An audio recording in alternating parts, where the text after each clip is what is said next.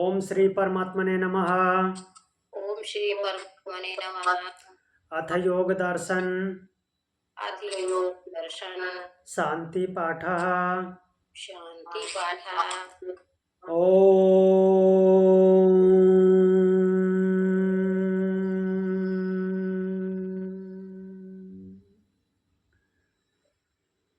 योगेन चित्तस्य पदेन वाचाम् योगेन चित्तस्य पदेन वाचा मलं शरीरस्य च वैद्यकेन मलं शरीरस्य वैद्यकेन योपाकरोत्तं प्रवरं मुनीनां योपाकरोत्तं प्रवरं मुनीनां पतञ्जलिं प्राञ्जलिरानतोऽस्मि। पतञ्जलिं प्राञ्जलिरानतोऽस्मि। ओम शांति शांति शांति।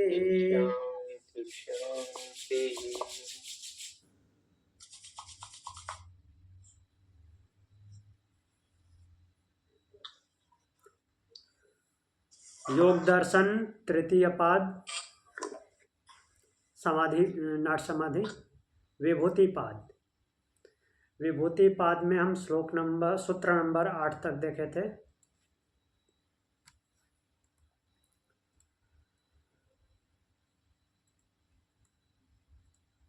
तो योग के 8 अंग हमने पूर्ण कर दिए थे, जिसमें से 5 जो हैं, पहले के 5 हैं यम, नियम, आसन, प्राणायाम, प्रत्याहार, ये साधन पाद में है। धारणा, ध्यान, समाधि विभूति पाद में है। तीनों जब एक साथ मिल जाते हैं तो वो क्या कहलाते हैं? तीनों मीन्स कंटिन्यूटी में एक साथ हो जाते हैं तो उसको संयम बोलते हैं। फिर हमने देखा था तज्जयात प्रज्ञालोकः, और इनको जीत लेने पे मीन्स इन पे जब विजय प्राप्त हो जाए, संयम प्रतिष्ठित हो जाए तो बुद्धि का प्रकाश होता है। तस्य भूमि सुविनियोगा, और उनका भूमियों में विनियोग करना चाहिए, अर्थात इन्वेस्टमेंट करना चाहिए। कौन कौन से भूमियाँ? मूढ़, क्षिप्त, विक्षिप्त, एकाग्र, निरुद्ध। त्रयमंतरंगम पूर्वेभ्यः, जो पहले बताए गए हैं, पहले कौन? जो 5 पहले बताए गए हैं, इन 3 के अलावा, तो उनके लिए क्या है? अंतरंग हैं। और जो आगे बोल रहे हैं अगले सूत्र में कि तदपि बहिरंगम निर्बीजस्य, ये धारणा, ध्यान, समाधि जो तीनों हैं, पहले जो 5 बताए गए हैं यम, नियम, आसन, प्राणायाम, प्रत्याहार, उनके लिए ये अंतरंग हैं, वो बहिरंग हैं। बट ये बहिरंग किसके लिए हो जाते हैं?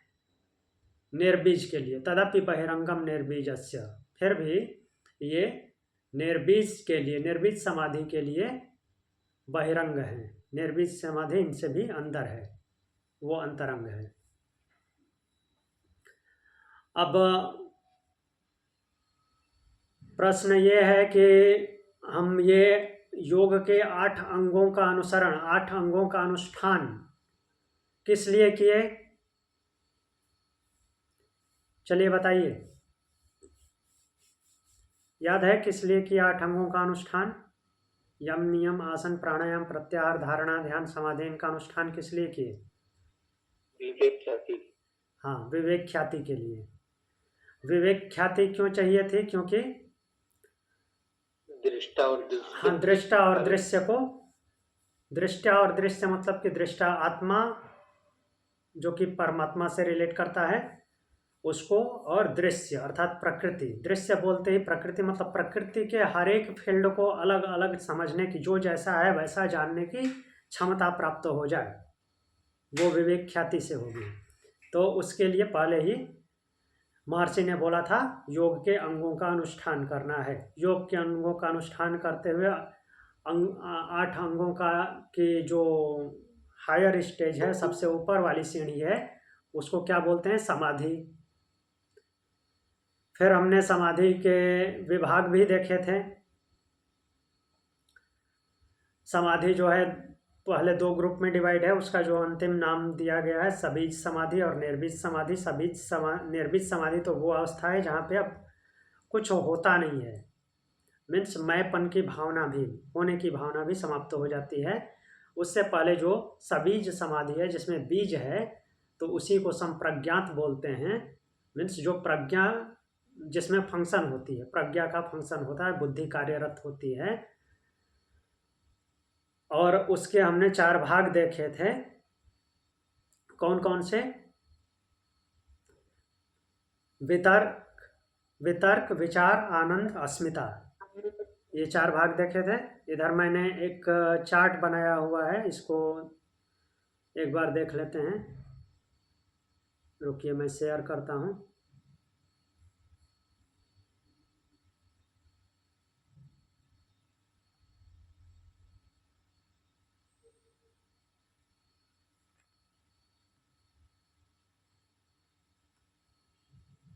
ये दिख रहा है?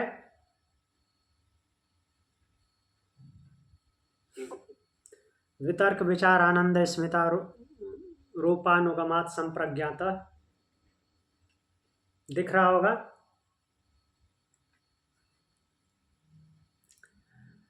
तो संप्रज्ञात समाधि 4 भागों में डिवाइड है।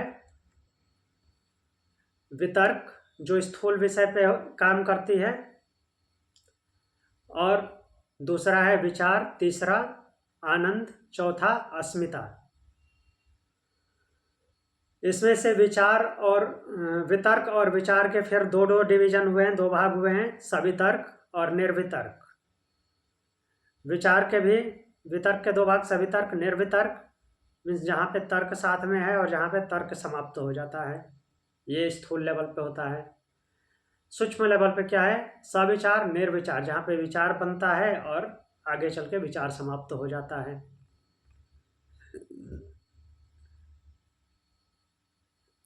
फिर इसको एक चार्ट के हिसाब से, चार्ट से ये देख लेते हैं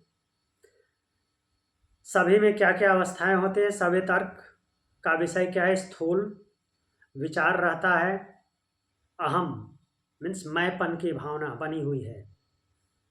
निर्वितर्क स्थूल विषय है, तो इसमें क्या है? तर्क चला जाता है। पहले वाले में तर्क है, दूसरे में तर्क चला जाता है, तर्क भी नहीं रहता, कोई तर्क नहीं है, लेकिन अहम मैंपन की भावना बनी रहती है। सविचार सूक्ष्म का तत्व है, मीन्स सूक्ष्म लेवल पे चला जाता है यहाँ पे साधक, लेकिन इसमें विचार बना हुआ है, विचार के साथ है, सविचार नाम से ही पता चल रहा है, मैंपन की भावना, अहम की भावना बनी हुई है। निर्विचार सूक्ष्म का विषय है, इसमें विचार समाप्त हो जाता है, निर्विचार शब्द से ही पता चल रहा है, अहम की भावना, मैंपन की भावना बनी हुई है। आनंद जो है, आनंद संप्रज्ञात का ही पार्ट है। इसमें क्या होता है? सुख की अनुभूति होती है, कोई विचार नहीं होता, अहम बना रहता है, मैंपन की भावना रहती है। अस्मिता, अस्मिता में मैं के होने का भाव है, अर्थात प्रकृति और पुरुष दोनों को सेपरेट कर पाने की शक्ति नहीं है, बट विचार नहीं उठते। और इसमें भी अहम मीन्स होने की भावना बनी रहती है। अब यहाँ पे प्रश्न ये भी उठ सकता है कि जैसे ये सवितर्क, निर्वितर्क, सविचार, निर्विचार तो चलेगा, आनंद का जो विषय है सुख, क्योंकि आनंद वो यहाँ पे परमानंद, कैवल्य वाला आनंद मीन्स परमात्मा की जो स्थिति है उसके लिए नहीं आया, यहाँ पे सुख के लिए आया, सुख की अनुभूति होना। लेकिन ये कैसा सुख है? अब फिर बोलेंगे कि सुख का अनुभव होता है तो संस्कार कैसे नहीं बनेंगे? बिना सोचे सुख का अनुभव हुआ तो हाँ, उसके ऊपर एक्शन नहीं होगा, कोई नए संस्कार नहीं बनेंगे। तो इसलिए समाधि शब्द आता ही क्यों है उसको समझते हैं अभी क्लियरली। जहाँ पे समाधि, समाधि शब्द का अर्थ क्या हुआ? सम हो गई बुद्धि, स्टेबल हो गई, ठीक, बुद्धि स्टेबल हो गई, तो अब वहाँ से फिर उथल पुथल अब नहीं मचने वाला है, आगे ही बढ़ते जाना है। इसके लिए हम आते हैं फिर से आपके समाधि पाद पे। 1 मिनट।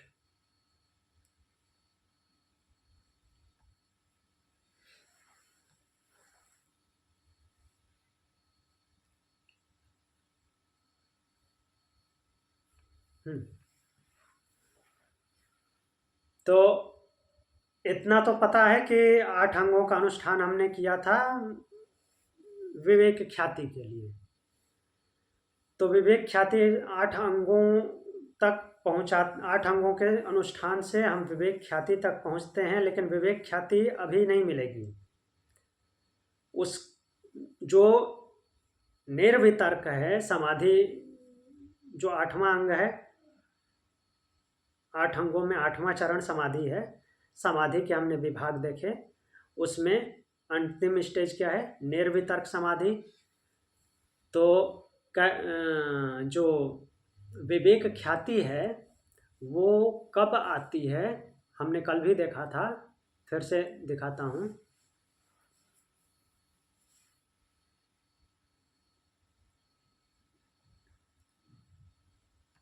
सॉरी,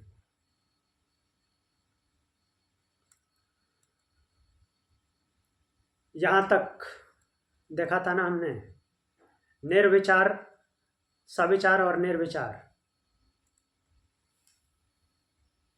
44 नंबर सूत्र में देखा था।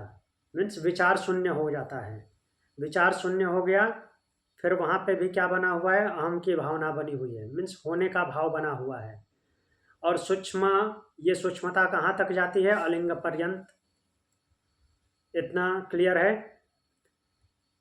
अलिंग पर्यंत जाती है, अर्थात मूल प्रकृति तक। और वहाँ तक क्या बोलते हैं? सबीज समाधि, बीज बना हुआ है। उस चार्ट में भी हमने देखा कि अहम बना हुआ है। फिर क्या बोलते हैं? निर्विचार वैसारद्य अध्यात्म प्रसाद। तो निर्विचार जो समाधि हुई है उसके भी अत्यंत निर्मल होने पर वो और भी प्योरीफाई होती है। तो क्या होता है? अंतरात्मा का प्रसादन और शुद्धि हो जाता है और शुद्ध हो जाता है। और तब क्या हो जाता है? प्रज्ञा रित से भर जाती है। प्रज्ञा रित से भर जाएगी तो इस स्थिति में क्या होता है? वो विवेक ख्याति जो हमने अगले चैप्टर में पढ़ा था वो यहाँ पे आती है। श्रुतानुमान प्रज्ञाभ्यामन्य विषया विशेषार्थत्वात्। जो सुने हुए श्रवण और अनुमान से होने वाली बुद्धि की अपेक्षा इसके जो संस्कार हैं, इसके विषय जो हैं वो अन्य होते हैं। तो यहाँ पे इस स्थिति में वो विवेक ख्याति की अवस्था है। और ये जो स्थिति होती है, जो हमने समाधि के स्टेजेस देखे, तो दिमाग में ये सवाल आता होगा कि क्या इसमें फंक्शन नहीं होते? फिर वो फिर से वापस नहीं चला जाएगा साधक? नहीं जाएगा। इसके लिए मैं आपको ले चलता हूँ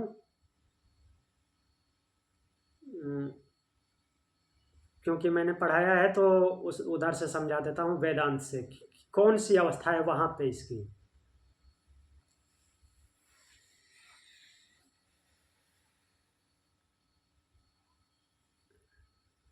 ये दिख रहा है? 3 तरह की गति बताई थी। 3 तरह की गति नहीं है, गति 2 ही तरह की है। बट जो प्राणी का अंत होता है तो जीवन की अंतिम गति में क्या क्या होता है? एक है जीवन मुक्ति। दिख रहा है या बड़ा करूं? थोड़ा बड़ा कीजिए। ओके।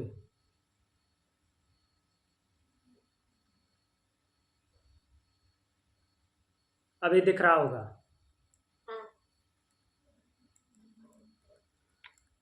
तो एक अवस्था होती है जीवन मुक्ति, इस शरीर में ही मुक्त हो जाना।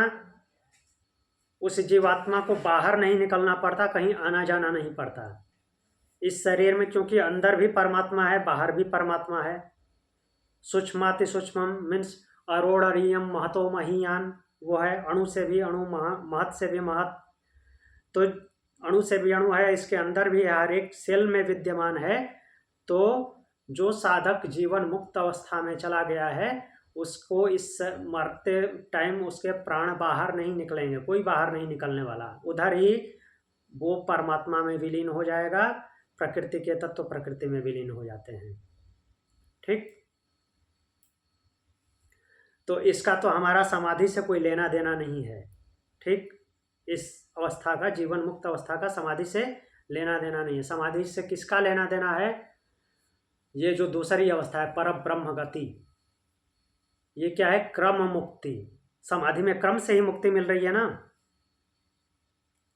सवितर्क निर्वितर्क, सविचार निर्विचार, उसके बाद और प्योरिफिकेशन, ऋतंभरा प्रज्ञा, ऋतंभरा प्रज्ञा के बाद कर्म संस्कार, मीन्स जो संस्कार हैं दोनों के अलग अलग हो जाते हैं। तो ये क्रम मुक्ति जो हमने वेदांत में पढ़ा था, स्टेप बाय स्टेप जो जा रहा है साधक, लेकिन उसकी गति क्या है? परब्रह्म गति है। वो चक्र में घूमने वाली नहीं है, पुनरावर्तन वाली गति नहीं है।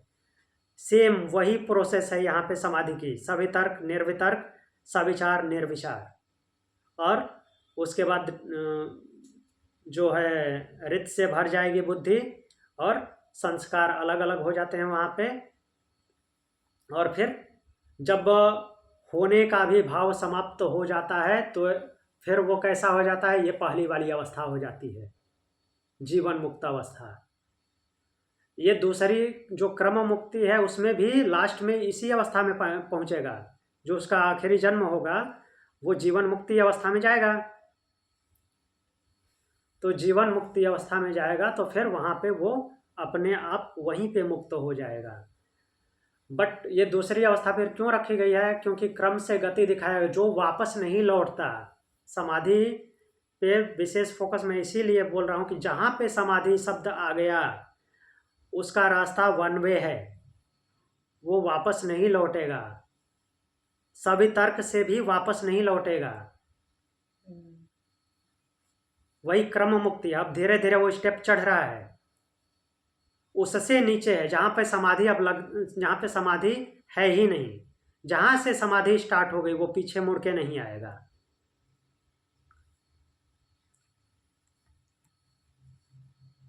और जो तीसरी अवस्था है, वो क्या है? पुनरागमन, पुनर्जन्म की अवस्था है।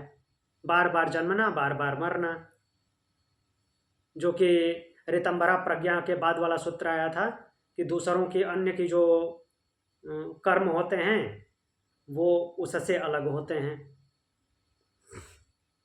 ये देवयान मार्ग वाला हो गया ना? नहीं, देवयान मार्ग ये दूसरा है, परब्रह्म गति। वो जो है तीसरा पुनरागमन है, पितृयान मार्ग है। पितरों ने जैसे किया, जैसे ह्यूमन बीइंग करते हैं, वैसी गति। ठीक है, ये दूसरा देवयान मार्ग है।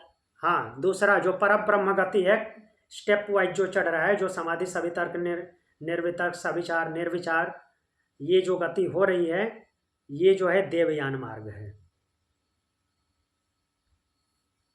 वेदांत की भाषा में। ये उपनिषद, ब्रह्मसूत्र और भगवत गीता, तीनों में कंबाइंड एक ही कैटेगरी है, क्योंकि तीनों वेदांत के पार्ट हैं।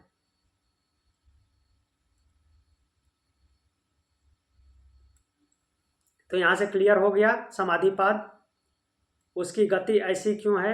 जहाँ पे समाधि आ गया वहाँ से पीछे नहीं लौटेगा साधक, कहने का तात्पर्य ये है। और वो ये दूसरी गति है, परब्रह्म गति। और ये परब्रह्म गति वाला भी लास्ट में ये पहली अवस्था में आएगा। जो पहली अवस्था में गया है, मीन्स पहली अवस्था में मुक्त हुआ है, वो भी पहले अपने पहले के जीवन में, पहले तो वो ये तीसरी गति में था, पुनर्जन्म की गति में, पुनर्जन्म की गति पार करते हुए ही परम ब्रह्म गति में आया है ना, क्रम मुक्ति अवस्था में। और फिर मतलब वो क्रम से ही आया है ना? हाँ, क्रम से आया है। पहले तो ऐसे ही सबकी तरह होगा, जनरल पुनर्जन्म उसका होता होगा, फिर वो चढ़ते चढ़ते कहाँ पे चला गया? पर ब्रह्म गति, क्रम मुक्ति अवस्था मीन्स समाधि में पहुंच गया। पहले सवितर्क, फिर निर्वितर्क, फिर सविचार, फिर निर्विचार, फिर उसके आगे और प्योरिफिकेशन, और जब लास्ट में पहुंचेगा ऋतंभरा प्रज्ञा हो जाएगी, उसके बाद कब कहाँ वो चला जाएगा, जीवन मुक्ति। और जीवन मुक्ति में जाकर के फिर वो वैसे ही मुक्त हो जाता है जैसे ये पहले जीवन मुक्ति अवस्था दिखाई गई है। तो देखिए यहाँ पे आप जो बोल रही थी देवयान है, तो देख लीजिए देवयान क्या है। पर ब्रह्म की प्राप्ति हेतु गति जो क्रम मुक्ति है वो देवयान है, और जो पुनरागमन है, पुनर्जन्म है, वो पितृयान है।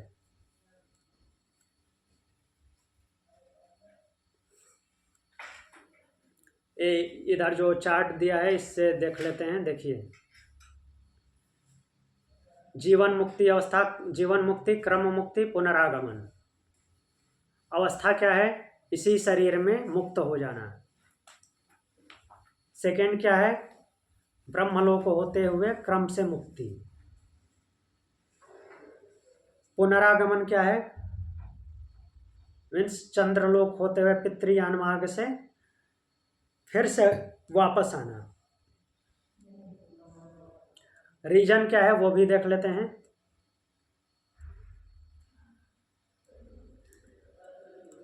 देखिए रीजन है सबका देह विद्यमान रहता है, ऐसा नहीं कि देह से मुक्त हो गया। अवस्था का स्वरूप जो जीवन मुक्ति है, देह विद्यमान है, उसका अहंकार कर्म बंधन सब नष्ट हो गए हैं, ब्रह्म ज्ञान हो गया उसको। तो शरीर में रहते हुए उसकी ब्रह्म की स्थिति होती है, अर्थात क्या होता है, वो आनंद भुक होता है। उसकी कैटेगरी में कौन आते हैं, जनक याज्ञवल्क्य। और भगवान ने जो स्थित प्रज्ञ की डिफिनीशन दी है दूसरे अध्याय में, वो स्थित प्रज्ञ लोग आते हैं। तो जनक और याज्ञवल्क्य भी स्थित प्रज्ञ ही हैं। जो क्रम मुक्ति है, क्रम मुक्ति को अर्ची मार्ग भी बोलते हैं, जो अर्ची मार्ग हमने अच्छे से ब्रह्मसूत्र में देखा था। और ऐसे उपासक जो होते हैं वो सगुण ब्रह्म के उपासक होते हैं, धीरे धीरे आगे बढ़ते हैं, विद्या में रत रहते हैं।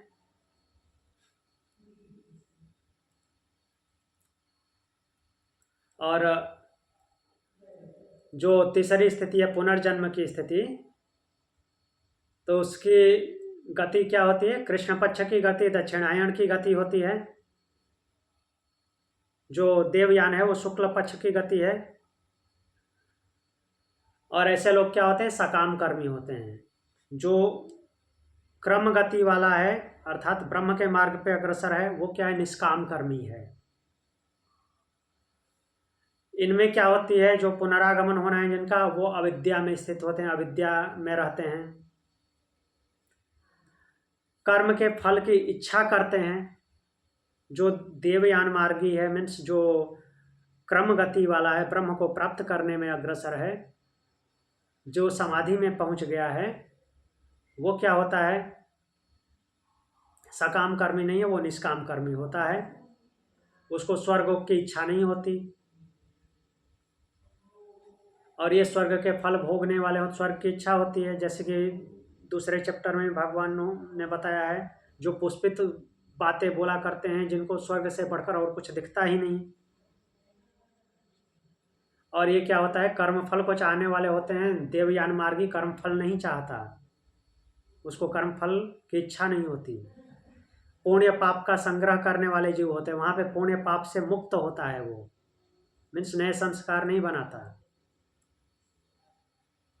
तो इस तरह से मेरे को केवल इतना समझाना था कि समाधि की कहते किसको हैं, समाधि में जी इतने विभाग हैं, तो सब कुछ हो रहा है, तो वापस पुनर्जन्म उसका क्यों नहीं हो रहा है, क्योंकि वो क्रम गति में है, वापस नहीं लौटने वाला है। क्लियर हो गया या कुछ पूछना है? तो समझो किसी एक जन्म में व्यक्ति समाधि में पहुंच गया, समाधि की अवस्था में, हाँ तो उसके मतलब उसी जन्म में मुक्त होने के चांसेस है। हाँ, उसी जन्म में भी मुक्त हो सकता है, और उस जन्म की आयु अगर पूरी हो गई तो उसका जो अगला जन्म होगा उसमें भी वो उसके आगे से आगे बढ़ेगा, पीछे नहीं आएगा। हाँ, क्योंकि अभी फ्लक्चुएट होने का चांस नहीं है, इसीलिए। हाँ, जो भगवत गीता के 6ठे अध्याय में भगवान बोलते हैं ना हाँ, कि जो योग में श्रद्धा रखता है लेकिन योग भ्रष्ट हो गया, तो अर्जुन पूछता है कि योग भ्रष्ट हो गया तो उसकी गति क्या होती है, वो छिन्न भिन्न होकर नष्ट तो नहीं हो जाता। तो भगवान क्या बोलते हैं कि जो अच्छे कर्म करने वाले हैं पार्थ नैवेह नामुत्र विनाशस्तस्य विद्यते न ही कल्याण कश्चित दुर्गति तात गच्छति।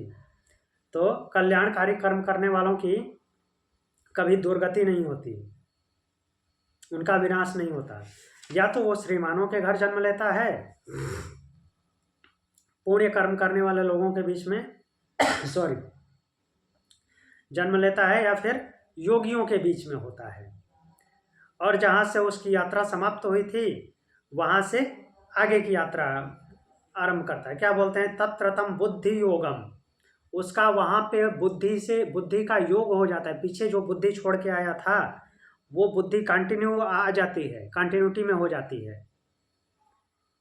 लोके जन्म यदि दृशम तत्रतम, क्या बोल रहे हैं कि तत्रतम बुद्धि संयोगम लभते पौर्वदेहिकम, पहले के देह में जो बुद्धि थी उसका वो लाभ प्राप्त करता है, उसका उस बुद्धि से योग हो जाता है। यतते ततो भूय संसिद्धौ कुरु नंदन, और उसके आगे वो प्रयास करता है और सिद्धि को प्राप्त होता है। तो उसके आगे प्रयास करेगा, सिद्धि प्राप्त होगी। वो सिद्धि हम आगे देखेंगे इसमें योग दर्शन में। आगे बढ़ें, अभी क्लियर हो गया होगा।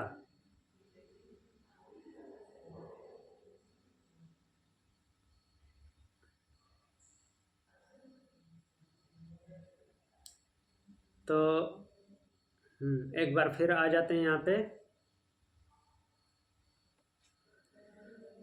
तदपि बहिरंगम निर्बीजस्य,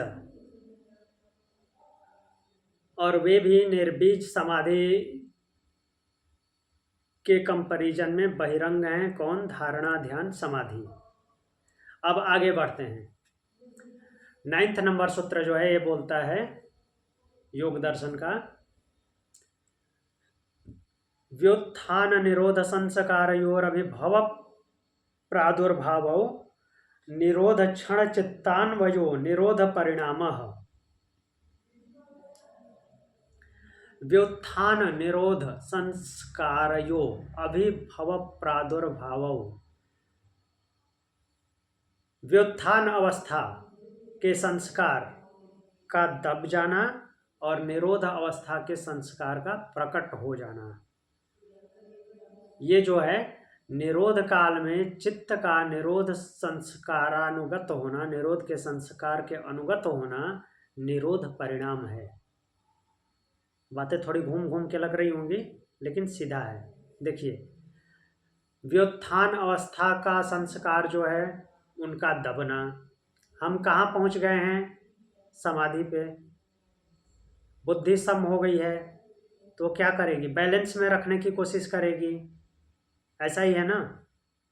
बैलेंस में रखने की कोशिश करेगी तो जो अब उछल कूद मचा रहे थे संस्कार वो क्या होंगे, नीचे दबेंगे, ऐसा ही होगा। उसी को बोला जा रहा है व्युत्थान निरोध संस्कार योग। तो अभिभव प्रादुर्भाव, तो जो व्युत्थान मीन्स ऊपर उठ रहे थे, व्युत्थान अवस्था के संस्कार वो नीचे दबते हैं, और निरोध अवस्था के संस्कार हैं। निरोध अवस्था के संस्कार मीन्स जो शांत हो गए थे। निरोध शब्द हमारे दूसरे ही सूत्र में आया है, योगश्चित्त वृत्ति निरोधा, चित्त की वृत्तियों का रुक जाना, तो वही शब्द यहाँ पे यूज करना है। निरोधा मीन्स रुक जाना, जो स्थिर हो गए हैं। वे संस्कार क्या होते हैं? प्रकट होते हैं। स्थिर हो जाना मतलब कि मर नहीं गए, बैलेंस हो गए हैं, उनका अब प्रकट होना, प्रादुर्भाव हो रहा है, वो सामने अब वो प्रकट अवस्था में आ रहे हैं। मीन्स साधक क्या हो रहा है? बैलेंस स्थिति में है।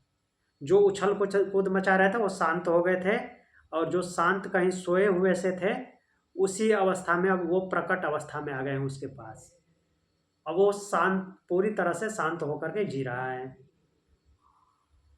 निरोध क्षण चित्तान्वयः, निरोध काल में चित्त का जो निरोध संस्कारों के अनुगत होना, मीन्स निरोध, जो शांत हो गए हैं संस्कार, उनके अनुगत हो जाना, उनके समभाव का हो जाना। साधक जो है उनके समान भाव वाला हो जाता है। जो पहले से शांत पड़े हुए हैं संस्कार, अभी जो उछल कूद मचा रहे थे वो भी वैसे ही हो गए, तो साधक कैसा हो जाता है?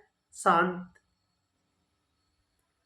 तो ये जो अवस्था होती है व्युत्थान का नीचे दबना, और पहले जो शांत हुए थे उनका प्रकट होना, मीन्स स्टेबल स्थिति हो जाना, उसी को निरोध परिणाम बोलते हैं। निरोध का रिजल्ट अर्थात शांति का रिजल्ट, शांत चित्त के शांत होने का रिजल्ट है। क्लियर हो गया होगा?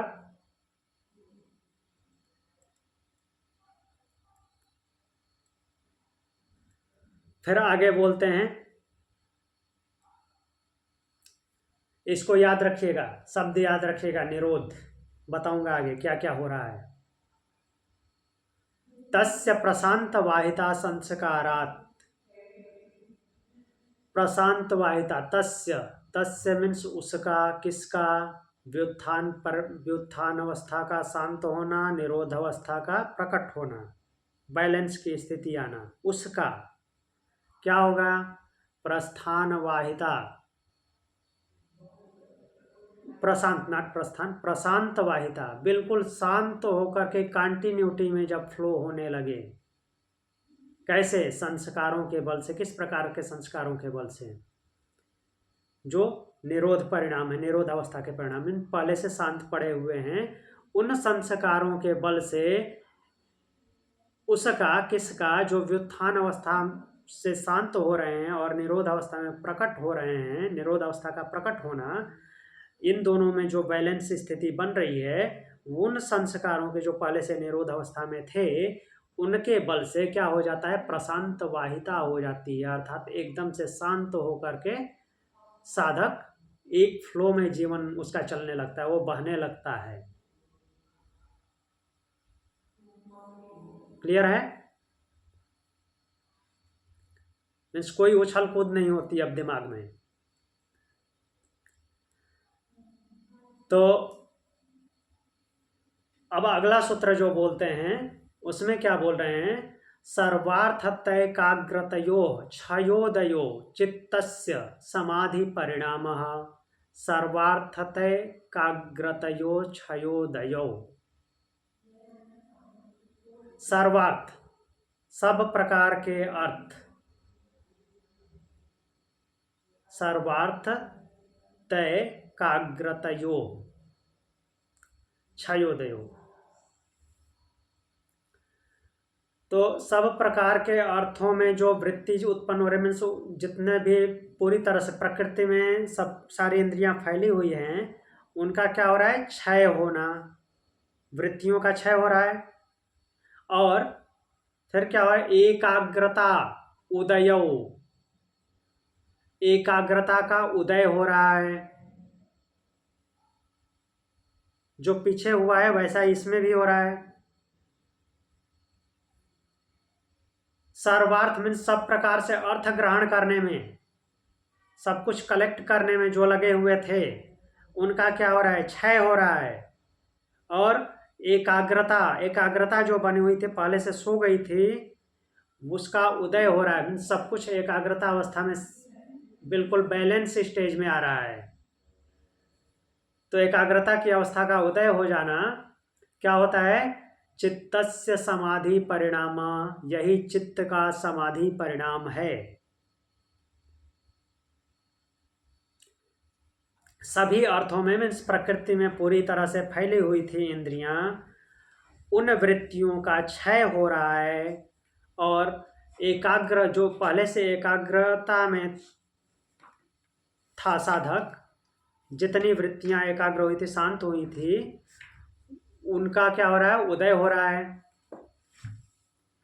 तो एक तरफ से जो उछल कूद मचा रही थी वो शांत हो रही हैं, और जो शांत थी, सोई हुई थी, वो अब प्रकट हो रही हैं। तो दोनों तरह से आकर के क्या हो गया, बैलेंस हो गया साधक।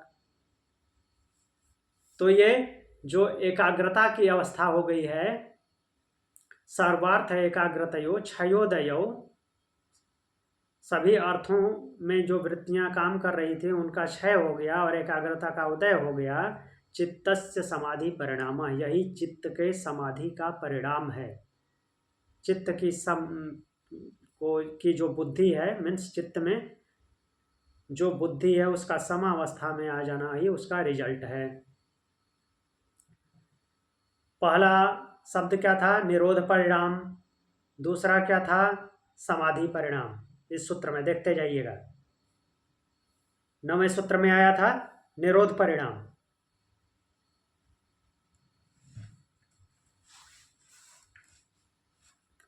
व्युत्थान अवस्था का क्या है, व्युत्थान अवस्था के संस्कारों का दबना और निरोध अवस्था के संस्कारों का प्रकट होना, जो बैलेंस है उनका प्रकट होना और जो उछल कूद मचा रहे थे उनका शांत होना, वो क्या है, निरोध परिणाम। समाधि परिणाम क्या है, वैसा ही है। हर जगह जो इंद्रियां लगी हुई थीं, उन वृत्तियों का शांत होना, क्षय होना और एकाग्रता का उदय होना, ये चित्त का समाधि परिणाम है। 2 परिणाम हो गए, एक और परिणाम आएगा। ये चित्त के परिणाम है, याद रखना है। निरोध परिणाम, समाधि परिणाम। अब तीसरा परिणाम देखिए क्या आ रहा है, ततः पुनः शांतोदितौ तुल्य प्रत्यय चित्तस्य एकाग्रता परिणाम। एकाग्रता परिणाम दिख रहा है लास्ट में। ततः पुनः, उसके बाद, फिर, इन दोनों परिणामों के बाद, निरोध परिणाम, समाधि परिणाम, इन दोनों परिणामों के बाद फिर शांतोदितौ, शांत होने वाली और उदय होने वाली। शांत और उदय कौन कौन हो रहे हैं, प्रकृति में जो फैलाए हुए थे वृत्तियां वो शांत हो रही हैं, एकाग्रता का उदय हुआ था। उधर क्या हुआ था 9वें में, व्युत्थान, जो उछल कूद मचा रहे थे वो शांत हुए, जो शांत हुए थे वो प्रकट हो रहे हैं, बैलेंस हो रहा है कुल मिला के।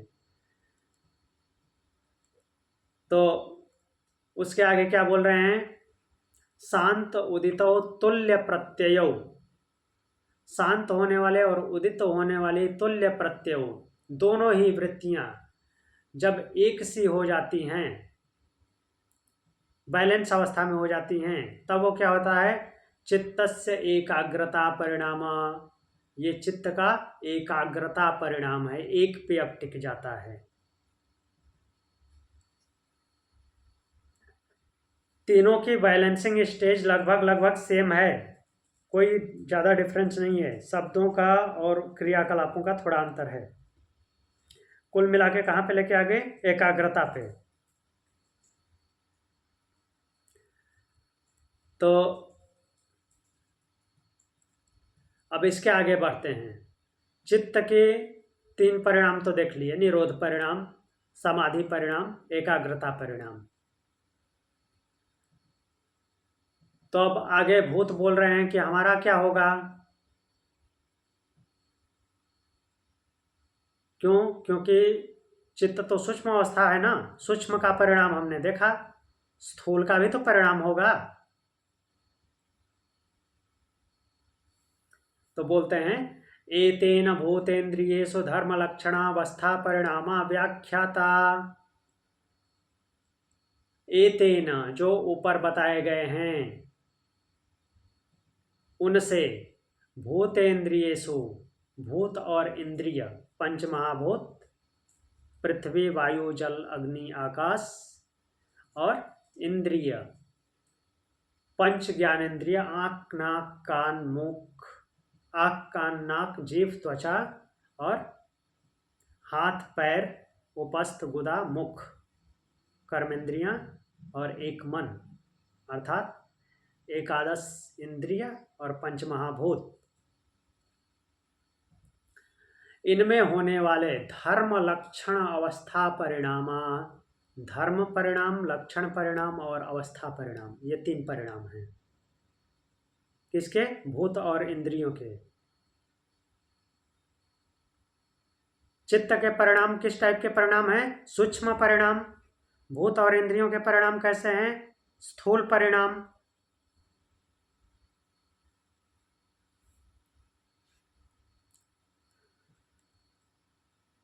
ऐसे कहे गए हैं। तो देख लेते हैं कि धर्म लक्षण और अवस्था होते क्या हैं। धर्म क्या होता है? किसी चीज का उसके वास्तविक अवस्था में होना, जिस रूप में वो दिखता है वो उसका धर्म है, वैसा बना रहना। लक्षण, उसके कुछ ना कुछ लक्षण होंगे, कुछ कैरेक्टरिस्टिक होंगे, मीन्स ये किस लिए है, क्या करता है। परिणाम, उसका कुछ रिजल्ट आता होगा। तो देखिए यहाँ पे एग्जाम्पल भी है। तो ये धर्मी शब्द यहाँ पे आ गया, बट धर्मी अभी आगे सूत्र में आएगा। जब किसी धर्मी में एक धर्म का लय होकर दूसरे धर्म का उदय होता है उसे धर्म परिणाम कहते हैं। जैसे चित्त रूप धर्मी के व्युत्थान संस्कार, धर्म का दब जाना और निरोध संस्कार का प्रकट होना, व्युत्थान का दबना और निरोध का प्रकट होना। तो एक को दबा करके दूसरा प्रकट हो रहा है, और वो क्या है? संस्कार का ही क्रियाकलाप है, किसी और चीज का नहीं। वो एक रूप में नीचे दब रहा है, दूसरे रूप में प्रकट हो रहा है। तो वो उसका धर्म है। किसका? संस्कार का। मीन्स एक रूप को दबा करके दूसरे रूप में प्रकट होना। तो जिस रूप में दिख रहा है वो उसका धर्म है। फिर लक्षण, एक और फेमस एग्जाम्पल इसमें है मिट्टी और घड़े का। तो मिट्टी क्या होता है? पहले मिट्टी है, उसको पानी डाल करके गूथे, उसको पिंड बन गया, और उसको फिर शेप दिए तो घड़ा बन जाता है। तो जो बना हुआ है उसका क्या है? वो धर्म है। आगे देखेंगे धर्मी क्या है। वैसे पता चल गया होगा धर्मी कौन है। जो उसको धारण करता है हर एक अवस्था में, हर अवस्था में विद्यमान है। कौन है हर अवस्था में विद्यमान? घड़े में हर अवस्था में कौन विद्यमान है? जब मिट्टी था तब, जब लोई बना गूंथ करके तब, और जब घड़ा बन गया है तब, जब टूट जाएगा फिर भी कौन विद्यमान रहेगा? ब्रह्म। नहीं, वो उसमें ब्रह्म की बात नहीं आ रही। किससे बना है? मिट्टी। हाँ, तो मिट्टी हर अवस्था में विद्यमान है ना। मतलब मूल तत्व जो है, हाँ, वो उसकी बात हो रही है। हाँ, वो धर्मी है। और जिस रूप में जब वो प्रकट हो रहा है वो धर्म है। अच्छा अच्छा, एक बार फिर से बताइए सर। जैसे मिट्टी जब था नॉर्मल खेत में था तो भी वो मिट्टी है, वो और उससे जो हमने पानी डाल के गूंथ करके लोई बनाया उसका आटे की तरह, वहाँ पे भी मिट्टी उपस्थित है। और जब घड़ा बन गया उसको पका दिया तो भी मिट्टी है, और जब टूट जाएगा घड़ा फिर मिट्टी बन जाएगा तो भी वो मिट्टी ही है। तो मिट्टी हर जगह उपस्थित है, इसलिए वो धर्मी है। कुल मिला के कहने का मतलब क्या है? बीज है। और जिस जिस अवस्था में जब जब वो प्रकट हो रहा है वो उसका धर्म है।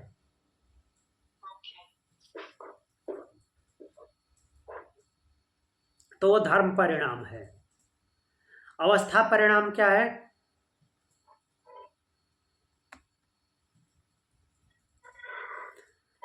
अवस्था परिणाम इसमें जो डिटेल में दिया है उसमें नहीं जाना है। अवस्था परिणाम उसे बोलते हैं कि जिस अवस्था में वो है, मीन्स मान लीजिए कि घड़े का ही एग्जाम्पल लेते हैं, तो घड़ा जिस अवस्था में है, कच्चा घड़ा बनाया पहले मिट्टी से तो वो उसकी अवस्था है, उसको पका दिया तो वो उसकी दूसरी अवस्था है, इसको अवस्था कहते हैं।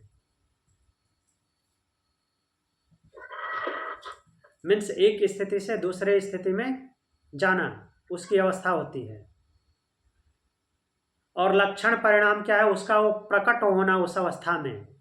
इसमें बहुत ज़्यादा अंतर नहीं, थोड़ा थोड़ा अंतर है। केवल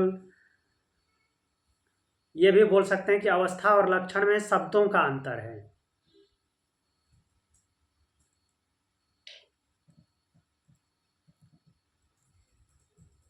अब इससे आगे चलते हैं हम।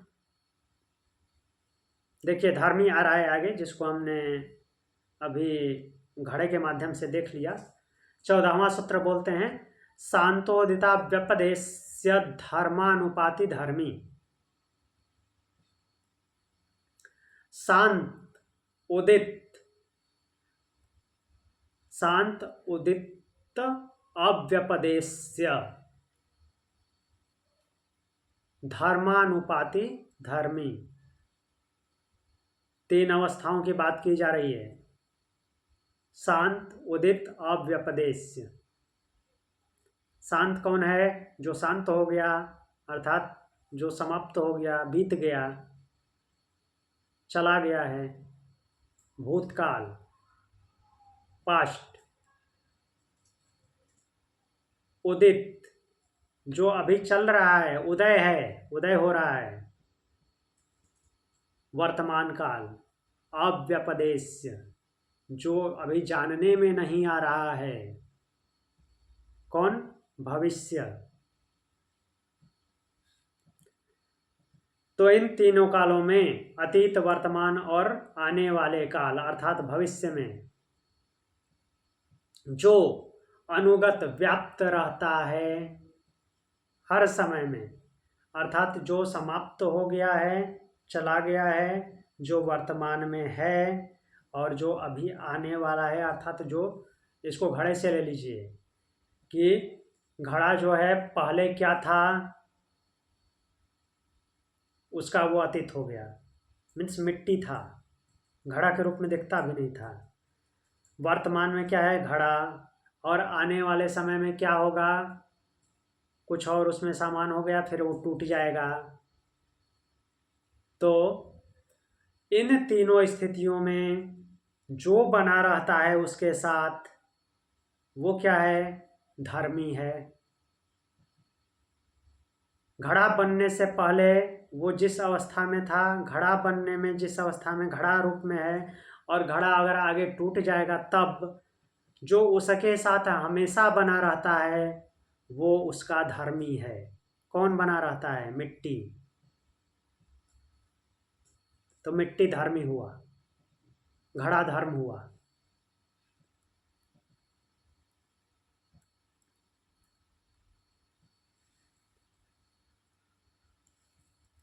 पंद्रहवां सूत्र देखते हैं, क्रमान्यत्वं परिणामान्यत्वे हेतु हो। अब दिमाग में आ रहा होगा कि ये जीवन की यात्रा में घड़ा मिट्टी कहाँ से आ गया? घड़ा मिट्टी इस शरीर को समझाने के लिए आया है कि शरीर की क्या क्या स्थिति होती है। हाँ, वही एक्चुअली जो पिछले वाला सूत्र है, एक तरह से पंच महाभूत जो है वो धर्मी है, और जो भी पिंड बन रहे हैं, ये हो रहे हैं, वो सब हाँ, वो धर्म धर्म है। ओके। जी।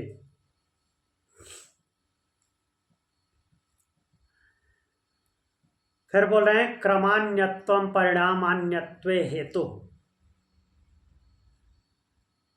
जो क्रम की भिन्नता होती है, क्रम की भिन्नता होने से सीक्वेंस, इसमें कोई बहुत ज़्यादा लॉजिक नहीं है और बहुत ज़्यादा गहराई भी नहीं है, सामान्य रूप से समझना है, टेंशन नहीं लेना है। क्रमान्यत्वं परिणामान्यत्वे हेतु, क्रम के बदलने से परिणाम भी बदल जाता है। अर्थात परिणाम के बदलने का कारण क्या है? क्रम, क्रम का बदलना। अर्थात मिट्टी से घड़े का बनना, घड़ा से फिर टूट जाना घड़ा बन के, या फिर कच्चे घड़े से पक्का घड़ा बनना, वो क्रम का चेंज हो रहा है, सीक्वेंस से चेंज हो रहा है। मिट्टी के सीक्वेंस से फिर घड़े के, कच्चे घड़े के सीक्वेंस में आया, कच्चे घड़े से फिर पक्के घड़े के सीक्वेंस में आया। तो इस सीक्वेंस के कारण परिणाम भी बदल जा रहा है। मिट्टी जो था वो कच्चे घड़े में बदला, कच्चा घड़ा जो है पक्के घड़े में बदला। ऐसे ही ये शरीर भी बदलता है। पैदा हुआ, फिर बचपन में रहा, फिर उसके सेल्स ग्रोथ किए, जवान हुआ, फिर सेल्स रीजेनरेशन कम हुआ, सेल डेड ज़्यादा हुए, फिर वृद्ध हो गया और सेल पूरी तरह से मर गए तो मृत्यु हो गई। तो क्रम के चेंज होने से परिणाम में भी बदलाव आता है। परिणाम के बदलाव का कारण क्या है? क्रम का बदलाव।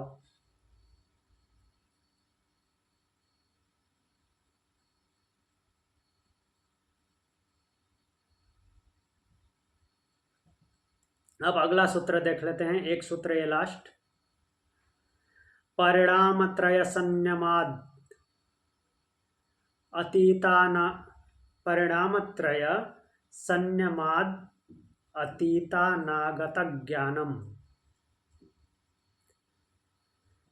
जब हम धारणा ध्यान समाधि को कंपाइल किए थे, एक साथ किए थे, तो क्या शब्द बना था?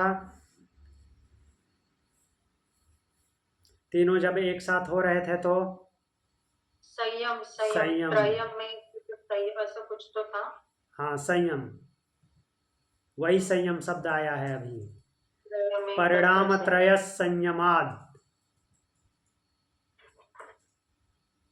अतीतानागत ज्ञानम। तो इन 3 प्रकार के परिणामों में संयम करने से, कौन कौन से परिणाम?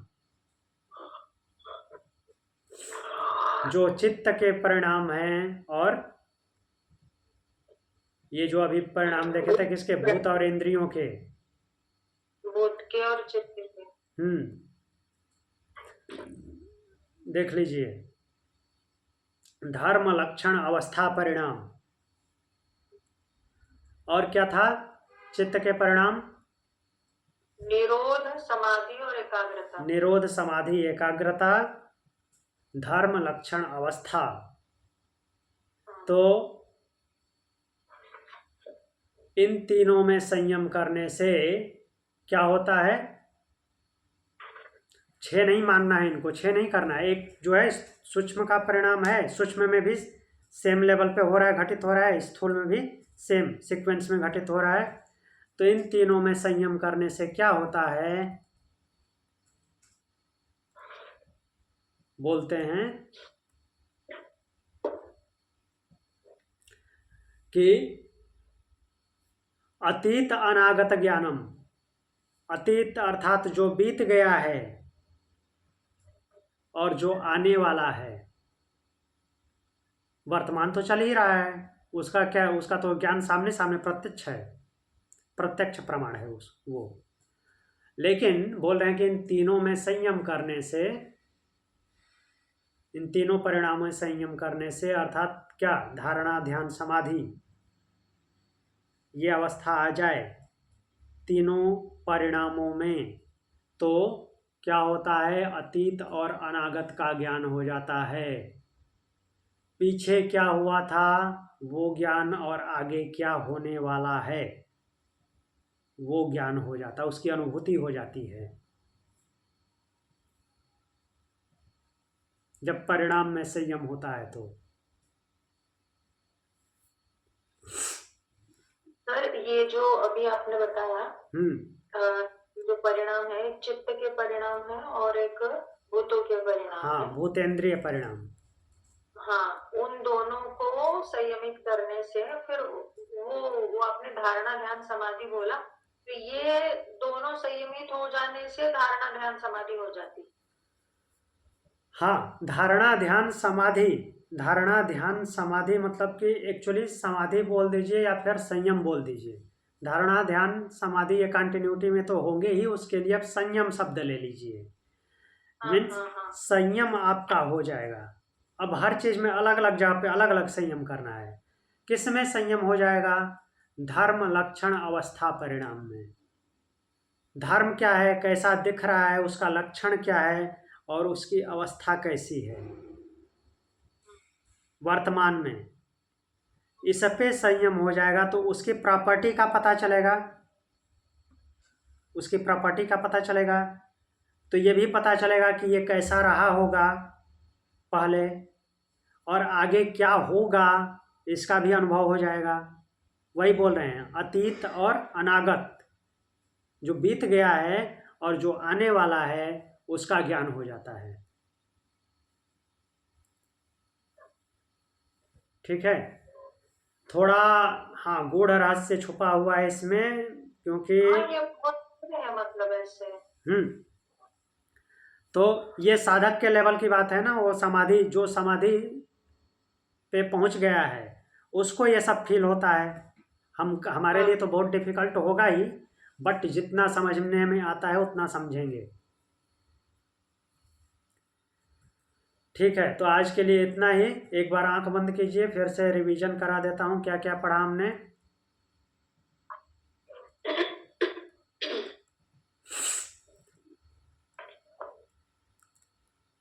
हम निर्बीज समाधि के पास पहुंचे। निर्बीज हमको प्राप्त नहीं हुआ है अभी, जस्ट ये बताए हैं कि ये जो धारणा ध्यान समाधि हैं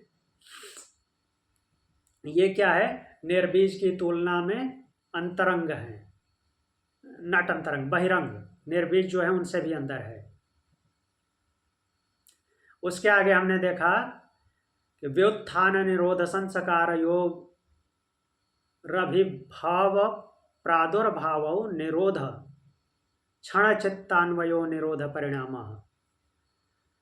जो व्युत्थान संस्कार, व्युत्थान अवस्था के संस्कार हैं उनका दबना, अर्थात जो उछल कूद मचा रहे थे उनका दबना, निरोध अवस्था के परिणाम जो शांत हो करके पड़े हुए थे उनका उदित प्रकट होना, ये क्या होता है, निरोधा क्षण चित्तान्वय निरोध परिणाम। निरोध काल में चित्त के जो संस्कार हैं, निरोध संस्कार हैं, उनसे अनुगत हो जाना, उनके समान हो जाना। जो व्युत्थान संस्कार हैं उनका भी निरोध संस्कारों की तरह हो जाना, ये क्या होता है, निरोध परिणाम है चित्त का।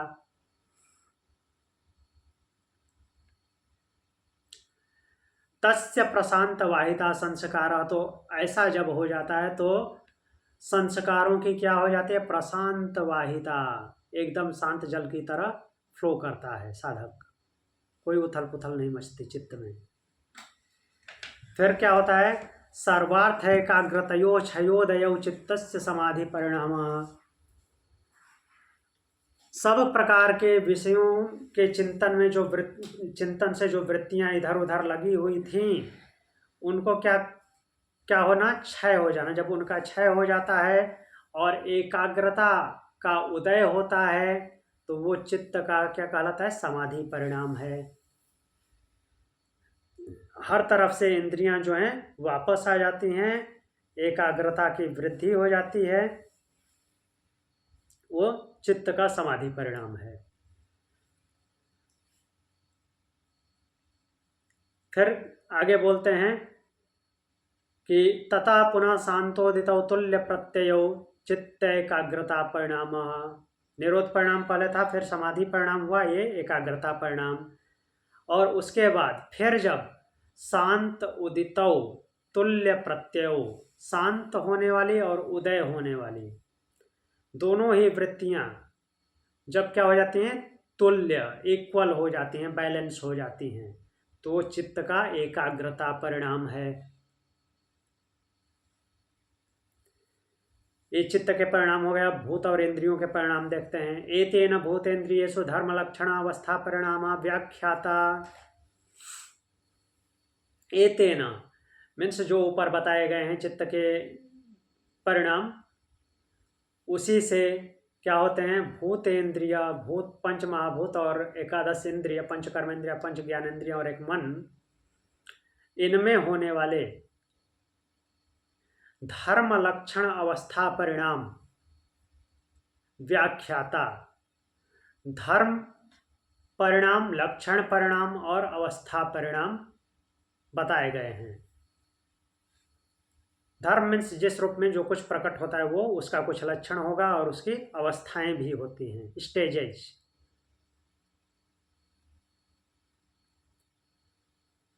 फिर आगे बोलते हैं शांतोदिता व्यपदेश्य धर्मानुपाति धर्मी।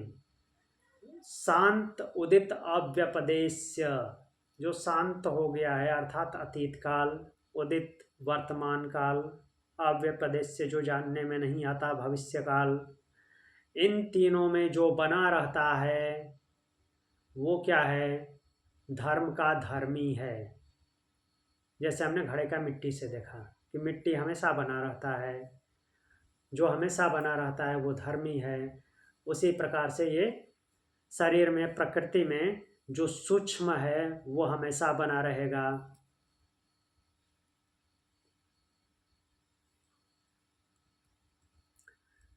फिर 15वां नंबर हमने सूत्र देखा था, क्रमान्यत्वम परिणामान्यत्वे हेतु हो।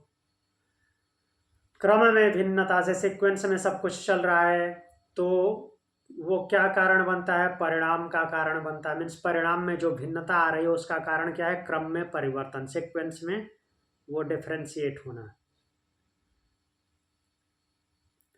16 नंबर क्या बोलते हैं? परिणाम त्रय संयमादतीता नागत ज्ञानम अनागत ज्ञानम। तो इन तीनों परिणाम, जो 3 परिणाम ऊपर बताए गए हैं, तो उनमें संयम करने से कौन कौन से परिणाम थे? ये परिणाम थे आपके धर्म, लक्षण और अवस्था।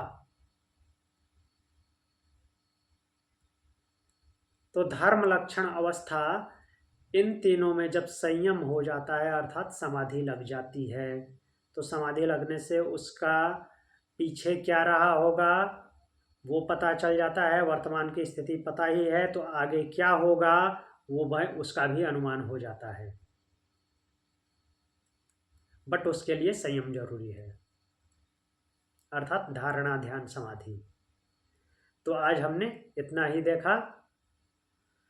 आगे 17वां नंबर सूत्र कल देखेंगे। प्रणाम। ओम शांति।